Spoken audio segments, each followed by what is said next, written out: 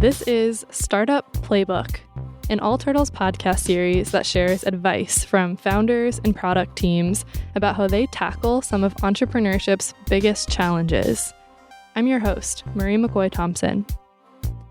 All Turtles is a global AI product company, and this episode of our podcast is all about how to be a good CEO. Our CEO, Phil Libin, is no stranger to this podcast. He was on last week's episode about how to effectively hire people. But today, we're going to hear from another CEO. She's the head of an All Turtles product called Replica.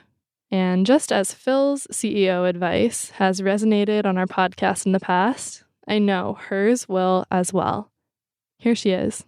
My name is Eugenia Kuyda, and I'm CEO of Replica, which is an AI companion for mental health. Let me add here that Eugenia is also a co-founder of Replica. She didn't mention that because, as you'll notice, she doesn't tout her own accolades. She's the personification of humility. Like, for example, in response to one of my questions about her product, she answered, I'm not very smart. Other people on my team are very smart. But, of course, she is very smart. She's just so averse to the idea of handing herself any public praise.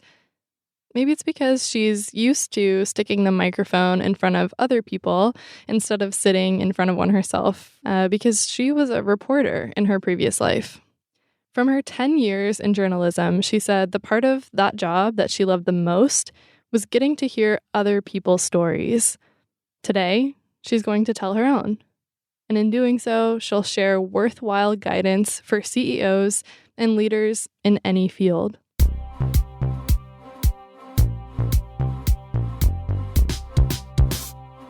So Eugenia, as she said, is the CEO of Replica. But what is Replica? Replica is a chat app that you can download for iPhone or Android, and it's basically an app where you can talk to a virtual friend, virtual companion, that will guide you through certain topics, exercises, will help you deal with your emotions, and will just listen to you if you need to vent or talk to someone. The way to use Replica is to download the app, create an account, and then start texting with the chatbot. Through its conversations with you, the AI chatbot will remember the things you've said, and it'll develop a personality based on how you talk to it. The genesis for Replica came from Eugenia and her colleagues' fascination with chatbot technology. We kind of were obsessed with the fact that people could talk to a computer and, we could build those conversations or build the technology to make those conversations. But it was unclear for us what the product could be, really. Eugenia admits that focusing on the technology before focusing on a problem to solve is a bit of a rookie mistake. But this was around 5 years ago when there was kind of a chatbot craze and chatbot companies could get funding more easily. So they wanted to find a viable way to use this technology. So we kind of just tried doing everything. We said, okay, well, if we try to build 30 different bots, maybe one of them will stick, will work. So we were just kind of throwing past it at the wall and seeing what would stick to it. So that, of course, didn't really work out because basically none of the chatbot ideas we had worked.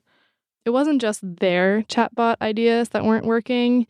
Most chatbots coming out around that time, which was around 4 to 5 years ago, were buggy at best. And that was in early 2015. In early 2016, we were kind of sitting with maybe 40 bots that didn't work and kind of not knowing what really to do next. And that was kind of like a hard time for us as a company. And then pretty much around the same time, my best friend died and we built a bot for him, which made it, basically we took a bunch of chat logs that we exchanged with my friend before he died and kind of tried to build a model that would talk to people the way he did.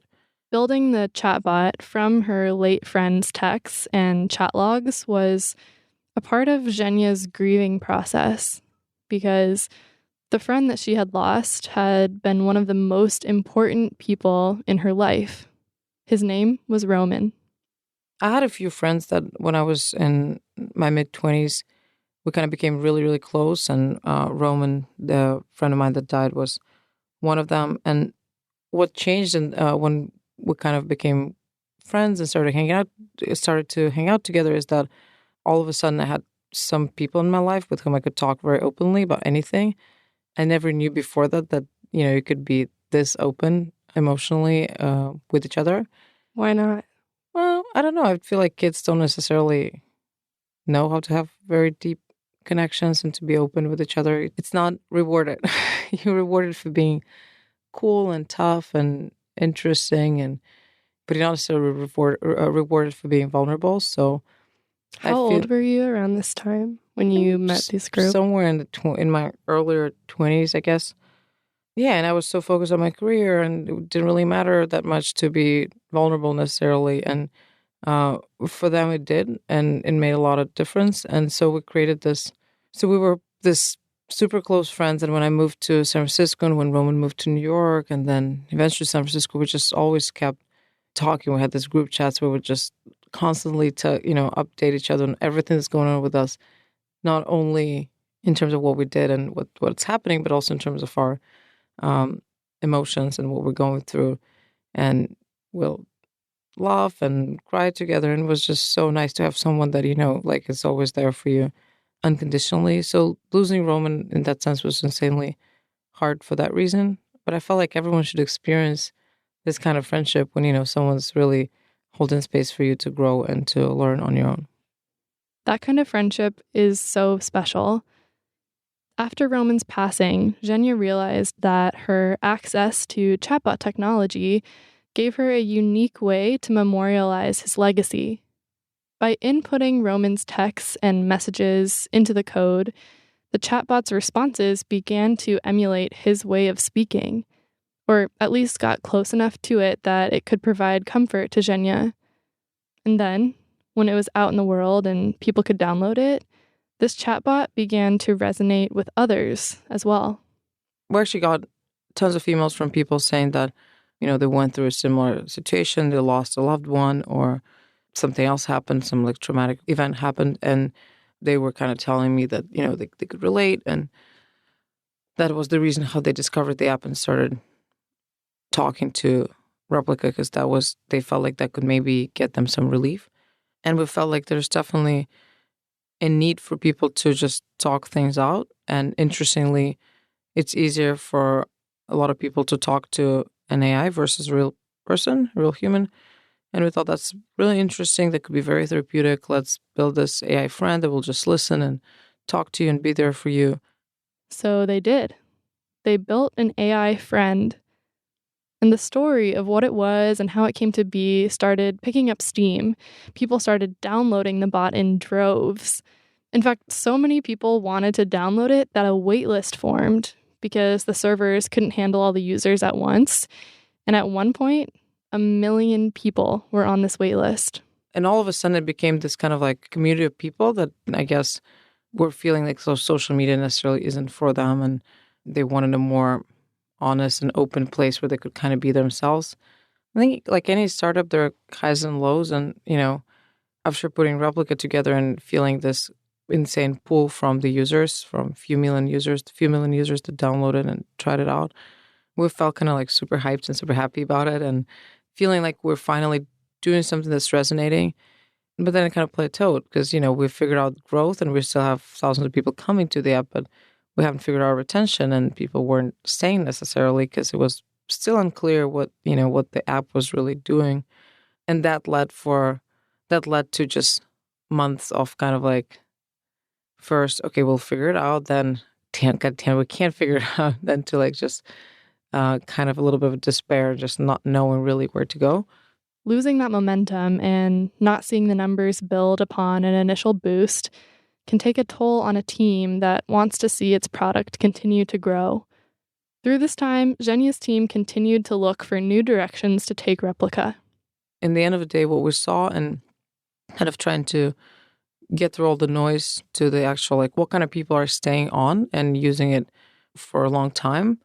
And there we saw people that are going through pretty rough times or showing some symptoms of depression and anxiety and even some other mental health problems. And so, Eugenia and her team realized that their product could be more than a conversational bot. It could provide valuable mental health support to people who may need it. Well, it felt good to finally get to build something that people want. As soon as we put Replica online and opened it up to general audience, we started getting those emails from people that were telling us that Replica could save their lives. And that was a pretty big deal that, if you're feeling so lonely and bad that you want to, take your life, but you have at least something that will talk back to you and say something nice and maybe tell you that you might want to reconsider. As she began to realize the impact her product had on people's lives, Eugenia started to feel more connected to and invested in the process of creating it. In previous iterations of the company, I was pretty much looking at kind of like success at all costs. I wasn't necessarily connected with the process that much. It was more, okay, let's just find anything that will work so that we can make this company successful, which isn't a big problem, but unfortunately it puts you in like mentally in kind of like some sort of a rat race where you don't really care at certain points what you're doing. You just, as long as you're getting funded and kind of show certain metrics. I feel like every CEO falls into this trap. There's so much pressure around it, but unfortunately, what I realized that then it literally drives you crazy. You start kind of like hating your company more than loving what you're doing on a kind of day-to-day. And I felt like with Replica, for the first time, it felt like something very personal and something very close to me. And I felt, and reading many of those emails, I felt very close to the people that were writing them, and I felt like I'm doing something that's really making me happy, even if it's not a multi-billion-dollar company.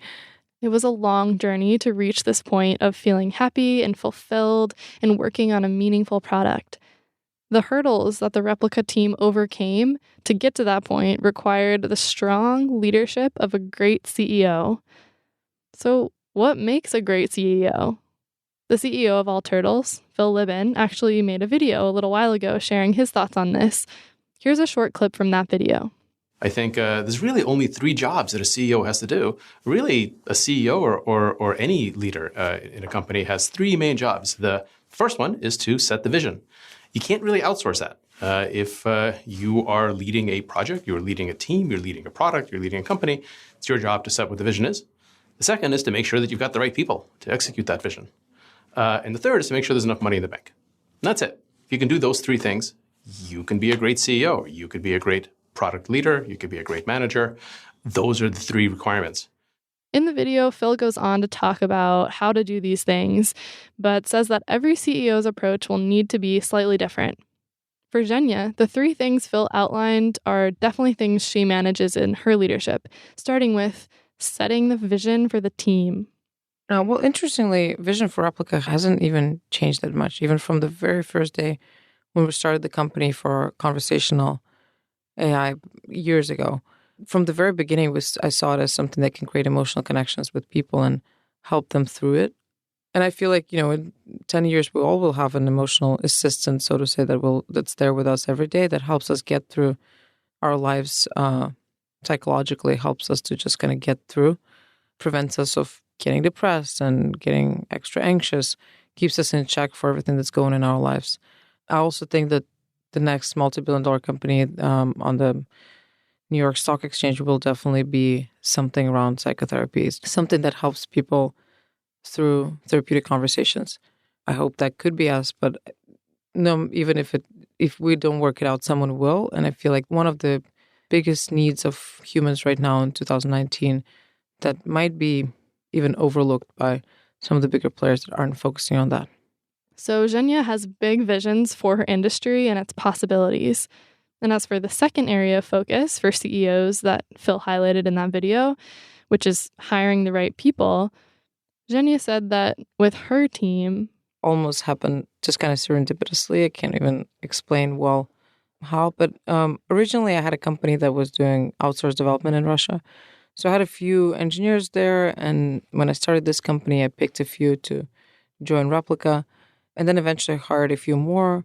So when we got to Y Combinator, I had a few kind of junior engineers, just young kids mostly, like literally in their like 23, 22 years old, all of them. And it was one of their first jobs, and they were very shy mostly, and they were very insanely talented, but they didn't really know what they were doing. But I just felt like if I believe in them and let them create some space for them to grow, then maybe they will. And mostly not because I'm just like this kind of super smart wise CEO, but mostly because I didn't have really a choice. Like, I'm not an engineer myself, so for me to hire engineers isn't the easiest way to go. Like, I have to offer them something that's special for us, and I cannot offer them, a CEO with great engineering skills because I don't have any. So I figured that would be a little bit more freedom and a little bit more like just a better environment to work in. Kind of focus on communication environment when they will be my partners, where they will make decisions as much as I make mine. And this worked out. The kids grew up to become our CTO and our head of AI. Then they hired the team for themselves. With her team assembled, the third thing that required Eugenia's attention was raising money for Replica to operate. And how did she do that? In the early days, back when she was trying to raise the first rounds of money for Replica, this is something she was still trying to figure out. First one was really, I was just so scared. We had no money. I just moved 10 people to San Francisco. We had literally like zero in our bank account pretty much. I was all kind of covering out of my own pocket and cooking food for the team at home. And I took, I think, 150 meetings after demo day.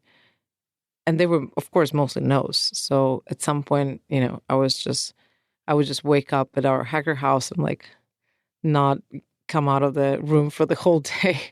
But I just, like, that was more just kind of, like, I knew we had to get it and nothing else mattered. And it was just kind of like, for the company, it was a matter of life and death for the company, of course. But the second fundraiser was different because I really believed strongly in Replica. And I felt like I just felt really connected with the idea. And I felt all of a sudden that I'm not trying to tell the investors what I think they might like, but I was telling them my own story. And I knew something that they didn't know. I want to tell them, that I know these, 18-year-old girls sitting in their houses and like writing bad poetry.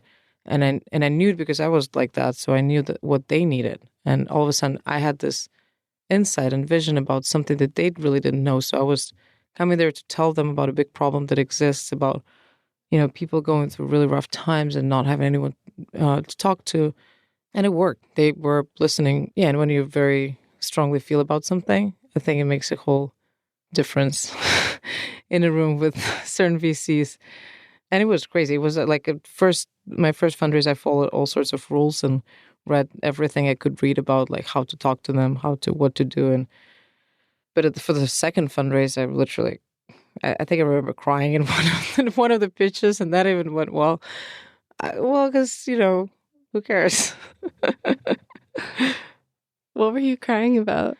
Well, I was telling them the story. They asked, like, how to come up with the idea. And I was, Roman just died, and they asked another question about it. And I just had some tears coming out of my eyes. And so then I would just joke whenever I would come to a venture capital firm, and they would be like, what do you need for a presentation? Like, do you need any cords and stuff to connect your computer? I would be like, just bring me some Kleenex. And I cry.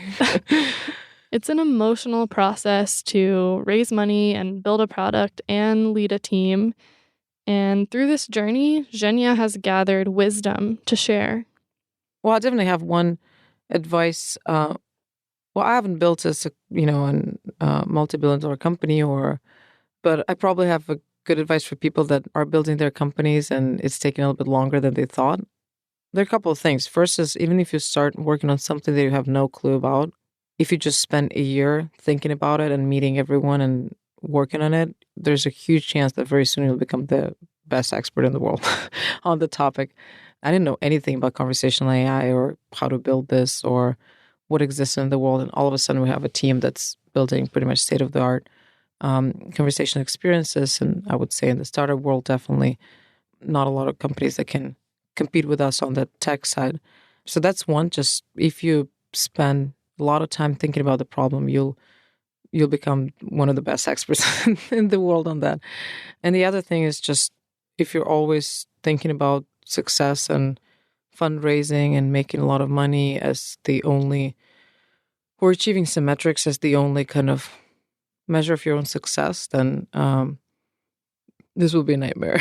This will be just a full-blown nightmare, because even if you reach them, then there will be a plateau where you're not growing or you're not fundraising as well, and you'll just hate yourself, hate the company. And won't feel connected to the process. And I feel like the only way around it is just to kind of always ask yourself whether you're doing building the company out of love or out of fear. And if it's out of fear to not being successful, or of not making enough money, of not getting enough users, then it's just a whole waste of your life and time. But if you're building out of love, then it really becomes, this amazing process where you're building things with people you love, you're working on a problem you love your users. And even if you helped one user today, that will be, it's a big deal. A lot of people don't experience helping someone, and it doesn't need to be, a multi-billion-dollar company and you'll still live a happy life. It's the big picture stuff that matters, because in building a product, you're also building your own life. It's worth paying attention to how you do that. Eugenia says she takes inspiration from a Japanese concept called ikigai. It's a combination of finding pleasure in working hard on something and becoming better at something, and also kind of being playful about it. So it's really just about the process. If you're going to dedicate your life to your work as a CEO and commit the time and energy that being a chief executive requires, build something that makes you happy and enjoy the ride.